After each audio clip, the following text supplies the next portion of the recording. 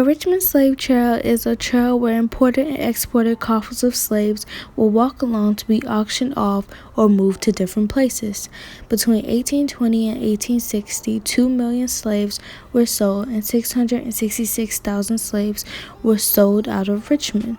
Even though the slave trail ended in 1808, the Richmond Slave Trail opened up in 2011. Led by a man named Madison Washington, they jumped the people on the deck, they stabbed one of the slavers, and they took over the ship.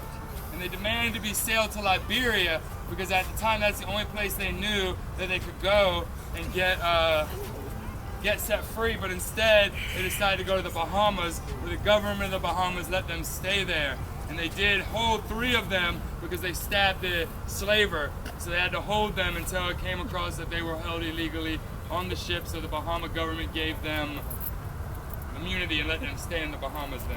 And that's called the Creole slave revolt.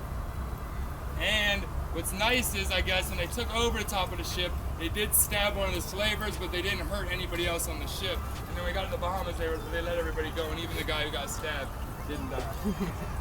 Which I guess is nice, it's nice. Once the slaves were loaded off the ships, the trail starts in a woodsy area along the James River under the wide bridge known as Interstate 95.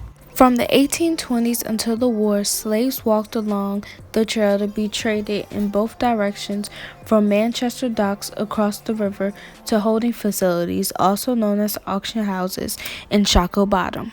Oddfellows Hall was a building built on the corner of Franklin and Mayo Street. The building hall held events, but in the basement the auctioning of slaves took place. These auctionings were announced by the hanging of a red flag on the basement door. One red flag caught the attention of Ira Crow, a famous artist who was the first to paint the slave auction from first-person perspective. He was then caught for his actions and forced to leave the auction. The trail then moves on to the Devil's Half Acre, also known as Lumpkin's Jail, run by Robert Lumpkin, which was a prison and holding place for slaves. Robert Lumpkin ironically married a slave and fathered 5 of her children, and they lived in a house like this one. That were fathered by her slave master lived in here, 5 of them. They all lived in one room in here while they rented out the other room. So 6 of them lived in half of this and rented half of this out. Let's look at that again. This is Look at how 100 big something that years old. is. Yeah, this is 100 and what, 56 Like years every old? shot I take. The last stop on the Richmond Slave Trail was the slave burial grounds. A famous quote by Samuel Jackson states, "How is it that we hear the loudest yelps for liberty among the drivers of Negroes?"